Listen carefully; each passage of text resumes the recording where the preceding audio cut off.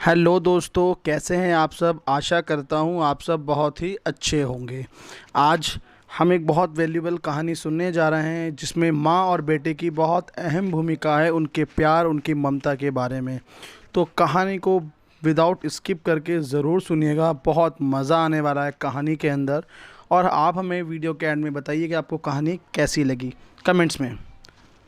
तो दोस्तों स्टार्ट करते हैं। हमारा शीर्षक है माँ बूढ़ी होती है पर परवाह बूढ़ी नहीं होती बेटा। सुनते हैं जी। रात के 9 बज गए हैं, अभी तक पूर्वांश लौटा नहीं है। मुझे बहुत चिंता हो रही है। कांता ने पति मनोहर से कहा, आ जाएगा, मार्च का महीना है, काम ज़्यादा होगा। मनोहर ने भी कारण देकर कांता को आश्वस्त करना चाहा। यह गतिविधि लगभग रोज़ का ही हो गया था। कभी कभी पूर्वांश जल्दी आ जाता तो कांता की सारी चिंताएं दूर हो जाती थी। पूर्वांश भी माँ की भावनाओं का कद्र करता था। ऑफिस में देर होने की स्थिति में फ़ोन या मैसेज करके माँ को अवगत कराता था। कांता बहुत खुश रहती थीं। बेटे का माता पिता के साथ रहकर नौकरी करने का निर्णय उसे गर्व महसूस कराते थे।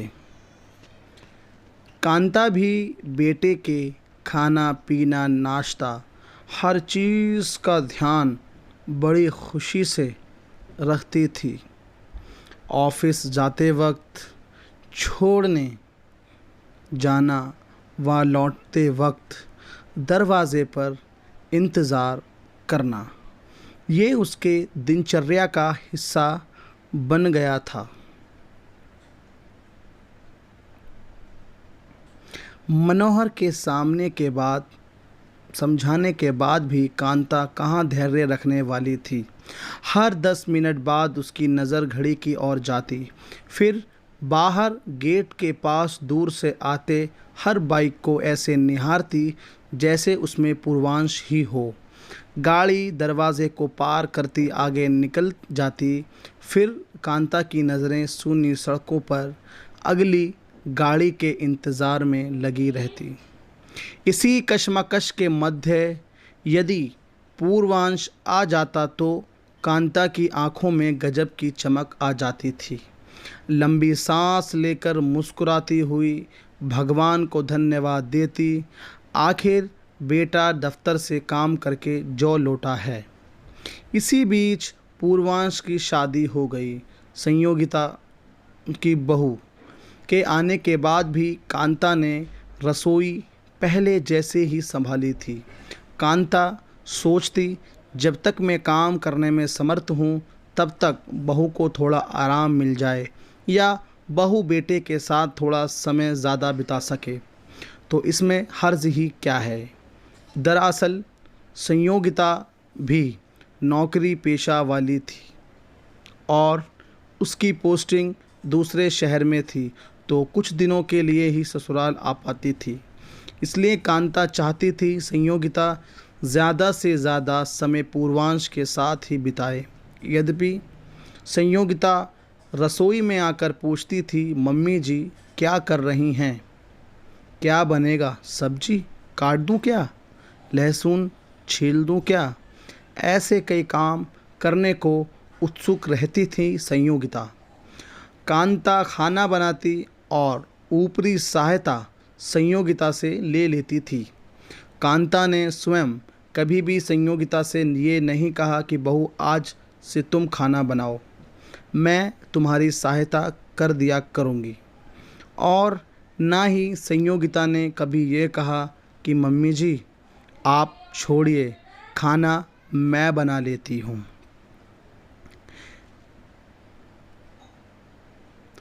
बहरहाल सब कुछ सामान्य चलता रहा। हालांकि कांता कभी कभी काम की अधिकता की वजह से थक भी जाती थी। वैसे तो बहू द्वारा थोड़ी सी भी सहायता से बहुत राहत महसूस करती थी। संयोगिता की छुट्टी ख़त्म, उसे अपनी नौकरी की निरंतरता को बनाए रखने के लिए ससुराल से जाना पड़ा। हर रोज़ की तरह उस दिन भी इंतज़ार करते करते 9 बज गए। पूर्वांश के आने में जैसे जैसे देर हो रही थी, कांता की बेचैनी बढ़ती जा रही थी। दरवाज़ा खुलने की आवाज़ के साथ ही कांता बाहर निकली। पूर्वांश को देखते ही बोली, बहुत देर हो गई बेटा, आज तू कॉल या मैसेज भी नहीं किया। कम से कम एक मैसेज ही कर दिया होता, मुझे बहुत चिंता होती है। अपने मन की व्यथा को कांता ने बेटे से बताना चाहा। अरे मम्मी, संयोगिता को बताया तो था, वो तुझे नहीं बताई क्या? क्या है ना मम्मी, हर किसी को अलग अलग फ़ोन थोड़ी ना करते रहूँगा, खींचते हुए पूर्वांश ने कहा।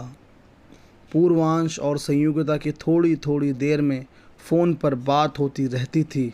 शायद पूर्वांश ने संयोगिता को देर से आने वाली बात मम्मी को बताने के लिए बोली थी और संयोगिता भूल गई थी। अब कांता पूर्वांश को कैसे बताती कि संयोगिता का भूलना उसके लिए वो 3 घंटे कितने परेशान करने वाले थे। मम्मी, अब आप बूढ़ी हो गई हैं, इतना टेंशन लेने की ज़रूरत नहीं है। संयोगिता के भूलने की बातों में मरहम लगाते हुए पूर्वांश ने कहा, अब तुझे कैसे बताऊं बेटा, माँ बूढ़ी हो सकती है पर प्यार परवाह कभी बूढ़ा नहीं होता। हम इस धोखे में मत रहना बेटा कि उम्र बढ़ने के साथ साथ बच्चों के लिए प्यार या चिंता कम हो जाती है। हाँ, कभी कभी परिस्थितियाँ ऐसी रहती हैं, शायद चाह कर भी माँ दर्शा नहीं पाती। पूरी बात जानने के बाद संयोगिता को भी अपने भूल का एहसास हो रहा था। उस दिन पूर्वांश और संयोगिता ने एक फ़ैसला किया, जब भी कहीं से आने में किसी को भी देर होगी, माँ के मोबाइल पर एक मैसेज या फ़ोन ज़रूर करना होगा। पूरी शिद्दत से ये फ़ैसला अभी तक निभाया जा रहा है। यदि पूर्वांश कभी मैसेज या फ़ोन नहीं कर पाता तो संयोगिता मम्मी को मैसेज कर दिया देती थी। एक दिन शाम को संयोगिता का फ़ोन आया, मम्मी पूर्वांश आ गए क्या ऑफिस से? नहीं बेटा, अभी नहीं पहुंचा है, रास्ते में है, बस पहुंचने वाला है, कांता ने बताया। आपने फ़ोन किया था ना मम्मी पूर्वांश को? नहीं बेटा, आज पूर्वांश ने स्वयं फ़ोन करके मुझे बताया था। क्या बात है संयोगिता, तुम्हारी बात पूर्वांश से नहीं हुई क्या? कांता को समझते देर ना लगी कि लगता है आज दोनों पति पत्नी में अनबन हुई है। तभी तो संयोगिता को पता नहीं है कि पूर्वांश ऑफिस से निकले हैं या नहीं। एक दूसरे की खबर नहीं है। नहीं मम्मी, वो मैं ऑफिस में थोड़ा व्यस्त थी। हाँ बेटा ठीक है, कांता ने भी मुस्कुराकर बात टाल दी। कांता को इस बात से खुशी थी कि कहीं ना कहीं पूर्वांश और संयोगिता को एक दूसरे की परवाह और चिंता तो है ही, माँ भी उन दोनों के मध्य सेतु का काम कर रही है। माँ का प्यार, परवाह, चिंता ने बहू बेटे दोनों की सारी चिंताएं और मन मुटाव दूर कर दी। देखा आपने इस वीडियो के अंदर, यानी माँ अगर बूढ़ी भी हो जाती है तो माँ का प्यार, माँ की चिंताएं हमारे लिए उसी तरह होता है जिस तरह हम जब माँ जवान होती है, जब होता है। तो माँ हर उम्र में, हम कितने ही बड़े हो जाएं, कितनी ही हमारी उम्र हो जाए, अगर माँ हमारे सामने है तो हम तब भी बच्चे हैं। तो हमारा कर्तव्य ये बनता है कि हम माँ का सम्मान करें, माँ का ख्याल रखें।